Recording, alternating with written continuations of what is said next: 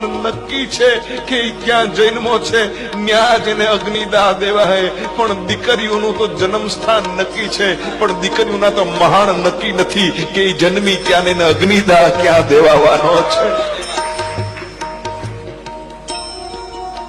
દીકરીઓની જિંદગીમાં કેટલી ભલી કેટલી ભોળી.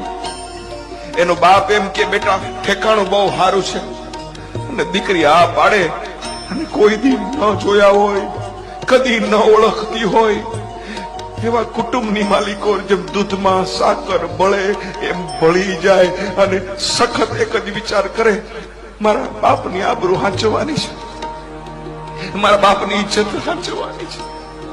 સહન કરતી જાય.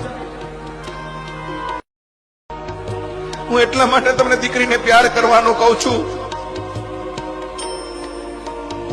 કારણ કે પુરુષ તો જન્મે તો એનું સ્મશાન નક્કી છે કે ક્યાં જન્મો છે ન્યા જેને અગ્નિદાહ દેવાય, પણ દીકરીઓનું તો જન્મ સ્થાન નક્કી છે, પણ દીકરીઓના તો મહાન નક્કી નથી કે જન્મી ક્યાં ને અગ્નિદાહ ક્યાં દેવાવાનો છે. દીકરીઓની જિંદગીમાં કેટલી ભલી કેટલી ભોળી. એનો બાપ એમ કે બેટા ઠેકાણું બહુ સારું છે, અને દીકરી આ પાડે અને કોઈ દી ન જોયા હોય, કદી ન ઓળખતી હોય એવા કુટુંબની માલિકો જેમ દૂધમાં સાકર બળે એમ બળી જાય અને સખત એક જ વિચાર કરે, મારા બાપની આબરૂ હાંચવાની છે, મારા બાપની ઇજ્જત હાંચવાની છે. સહન કરતી જાય. હું એટલા માટે તમને દીકરીને પ્યાર કરવાનું કહું છું,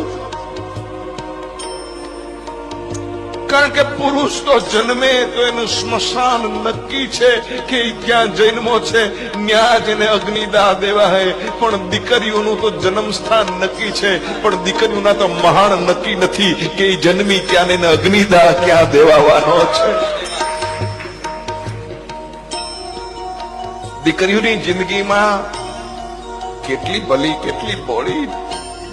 એનો બાપ એમ કે બેટા ઠેકાણું બહુ સારું છે, અને દીકરી આ પાડે અને કોઈ દી ન જોયા હોય, કદી ન ઓળખતી હોય એવા કુટુંબની માલિકો જેમ દૂધમાં સાકર બળે એમ બળી જાય અને સખત એક જ વિચાર કરે, મારા બાપની આબરૂ હાંચવાની છે, મારા બાપની ઇજ્જત હાંચવાની છે.